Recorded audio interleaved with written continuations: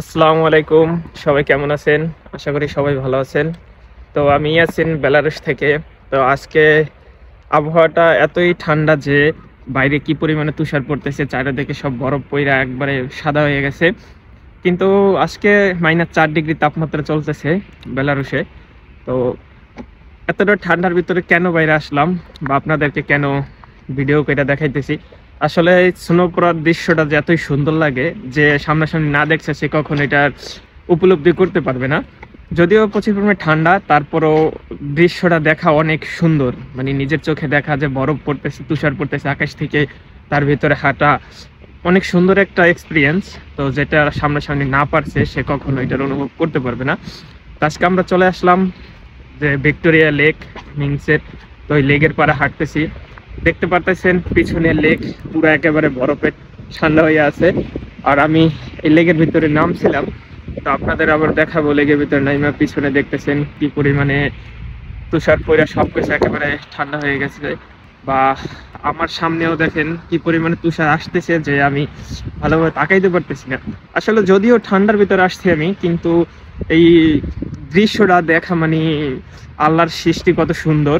আল্লাহ তাআলা কত সুন্দর সুন্দর প্রকৃতি বা কত সুন্দর জিনিস সৃষ্টি করেছেন। তো আল্লাহর সৃষ্টি সবকিছু সুন্দর। তো এটা আসলে বলে বোঝানোর মতন না যে কত সুন্দর একটা দৃশ্য। যদিও ঠান্ডা ঠান্ডা হলেও অনেক সুন্দর দেখতে।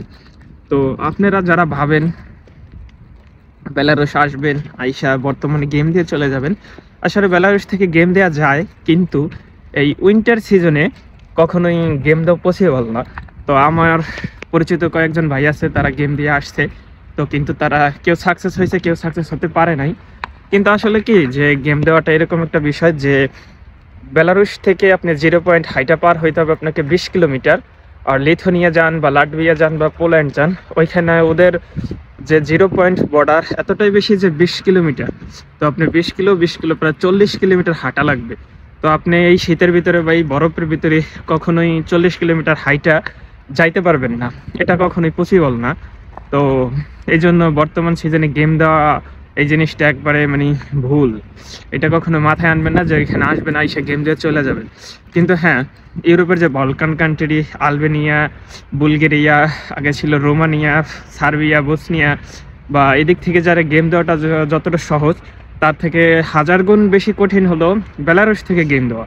কারণ যদিও বেলারুশের সাথে সব আছে আপনার সিনজেন কান্ট্রি, কিন্তু এখান থেকে গেম দেওয়াটা অত সহজ না, খুব টাফ গেম দিয়ে যাওয়া। এখানে আপনি যদি আসতে চান যে আইসা গেম দিয়ে চলে যাবেন, তাহলে এটা আপনার একেবারে ভুল ডিসিশন জীবনের। কিন্তু এখানে আসেন, হ্যাঁ এখানে কাজের জন্য আসেন বা ঘোরার উদ্দেশ্যে আসেন বা স্টাডিতে আসেন, স্টুডেন্ট ভিসায়। এখানে আপনারা 2025 সালে স্টুডেন্ট ভিসায় আসতে পারবেন, বিজনেস ভিসায় আসতে পারবেন, ওয়ার্ক পারমিট ভিসায় আসতে পারবেন। ওয়ার্ক পারমিট ভিসারও 2টা ক্যাটাগরি রয়েছে, একটা নর্মাল ইনভিটেশন, একটা হলো স্পেশাল ইনভিটেশন। স্পেশাল ইনভিটেশনটা মূলত আপনার 1 বছরের টিআরসি সহ থাকে, ওই কাগজটা 1 বছরের টিআরসি দেওয়া থাকে। তো আপনারা যদি আসেন, এখানে আসলে মোটামুটি ভালো একটা কাজ নেবেন, কাজ নিয়ে ভালো একটা কিছু আর্ন করতে পারবেন, দেশে মোটামুটি টাকা পাঠাইতে পারবেন। তো এখানে কাজের বিষয়ে আসবেন, আসার পর এখান থেকে লিগ্যালিও যেতে পারবেন, ইলিগ্যালও যেতে পারবেন। তো আমিও নিজে এখানে বেলারুশ আসছি বিগত 6 মাস। আমি এখান থেকে লিগ্যাল ওয়েতে ট্রাই করছি, ইনশাল্লাহ আমার কাগজ হয়েছে। তো জানুয়ারির 14 তারিখে আমার অ্যাপয়েন্টমেন্ট, 14 তারিখে আমি পাসপোর্ট জমা দিব এম্বাসিতে। বা 14 তারিখে যদি না হয়, তাহলে আমি 20 তারিখ আর একটা অ্যাপয়েন্টমেন্ট নিয়ে রাখছি, 20 তারিখে জমা দিব। তো ওইখান থেকে আসবেন, এসে লিগ্যালি ট্রাই করবেন, লিগ্যালও যেতে পারবেন। তো আমার কাজের কি আপডেট হয় না হয় সব আমি ভিডিওর মাধ্যমে আপনাদেরকে জানাবো। আর কি পরিমাণে তুষার পড়তেছে এটা আপনারা দেখতে পারতেছেন। তো ভালো থাকবেন, আমাদের সাথে থাকবেন। যেহেতু বেলারুশে আসি, ইনশাল্লাহ আপনাদেরকে মোটামুটি সঠিক নিউজ দিয়ে সাহায্য করতে পারবো। তো আমি বলছিলাম যে আমি লেগের ভিতরে নেমে দেখাবো পানি যে শক্ত হয়ে বরফ হয়ে গেছে, বরফের ভিতরে যে হাঁটা যায়। তো আমি ওটা বলছি, তো ওইটা আমি নেমে দেখাবো। এই যে আমি এখানে পানির ভিতরে যাচ্ছি, তো এটা সম্পূর্ণ সবকিছুই বরফ। এই যে আমি পানির ভিতরে দাঁড়ানো আছি এখানে, এখানে আগে পানি ছিল, বাট এখন এটা শুকায় নাই। তো এটা আর কি ঠান্ডায় পানি জমে একবারে বরফ হয়ে গেছে। আমি যে পানির ভিতরে দাঁড়ানো, তো আমি দিব্যি পানির ভিতরে হেঁটে চলছি। এই যে আমি পানির ভিতরে হাঁটতেছি, দেখেন আপনারা। পানির ভিতরে দাঁড়ানো।